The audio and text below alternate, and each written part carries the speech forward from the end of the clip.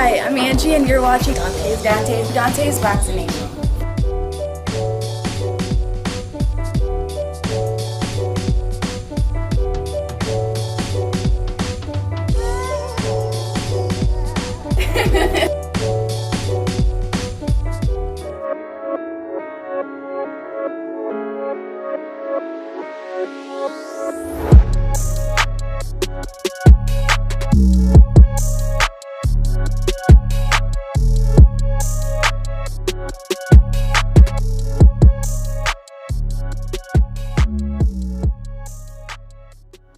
Dante's Boxing Nation, what's going on, guys? You know, it's crazy because the main thing that a lot of boxers and people that have been talking about the Canelo versus Jacobs fight have been mentioning are the judges. Are the judges going to do the right thing? A lot of people, once again, a lot of professionals in the boxing community, they feel that Danny Jacobs will not get a fair shake from the judges. And I'm talking about from trainers like Nacho Beristain, who's from Mexico, to Billy Joe Saunders, to Erislandy Lara, a fighter that a lot of people believe beat Canelo Alvarez. And one of the judges in their fight had Canelo winning almost every single round. That was the judge from New Mexico. But all of those names that I just mentioned, once again, Nacho Beristain, Erislandy Lara, BJ Saunders, all of them believe that Jacobs is going to have a very difficult time winning this fight because of the judges. And this was something that I had been telling you guys before they even said it.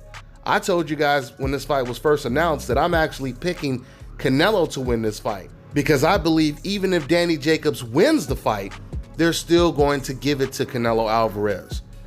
I mean, Danny Jacobs, he's going to have to win this fight at least 8 rounds to 4. I would say at least 8 rounds to 4. It can't be any closer than that. If he clearly won 7 rounds to 5, they're giving it to Canelo. He might even have to win 9 rounds to 3. Because even if he won 8 rounds to 4, it may still end up being a split decision. So with all that being said, you would think with all the controversy that is already surrounding this fight, you would think that the Boxing Commission, they would try to stay away from any judges that has already turned in controversial scorecards. But unfortunately, that's not the case because it's just been reported that Adelaide Byrd has been included in a pool of judges in consideration to judge the Canelo versus Jacobs fight. Now, for those of you guys who don't know, Byrd, she was the judge that actually had the Canelo versus Golovkin, the first fight. She had it completely one-sided. While the other judges had the fight razor thin close, one judge had the fight a draw, the other had Golovkin winning 115-113. Ms. Byrd, she actually had the fight 10 rounds to 2, 118-110 in favor of Canelo Alvarez. I just think it is completely incompetent for them to include her name when it comes to possibly scoring or judging another Canelo fight ever again. Now, these list of judges, they get sent to Canelo's team, they get sent to Danny Jacobs' team, so they get to pick who they want to judge this fight. And we already know from Danny Jacobs, from his reaction to this news, that he's not going to allow Miss Byrd to be judging this fight because he actually just said when he seen the list, he thought it was comical. And he said it was one person on that list for sure that was out automatically. She was already eliminated. And something else that he cleared up, you know, Danny Jacobs, he said, you know, going into this fight, we don't think about anything negative. We only think positive.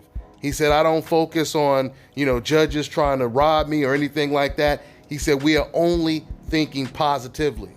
The reason why I mention that is because I heard some fans, some Canelo fans saying, oh, look, Jacobs is already crying. Why'd you take the fight if you thought you were going to get robbed? But it's not Danny Jacobs that's concerned about the judges. It's everyone surrounding this fight that is concerned with the judges. Once again, like I said, people who have nothing to do with Danny Jacobs. People all the way in Mexico are worried about the judges doing the right thing. But see, guys, I question if the process of sending a list of judges to Team Jacobs, to Team Canelo, if it really makes a difference, if it's really preventing any type of corruption to possibly occur.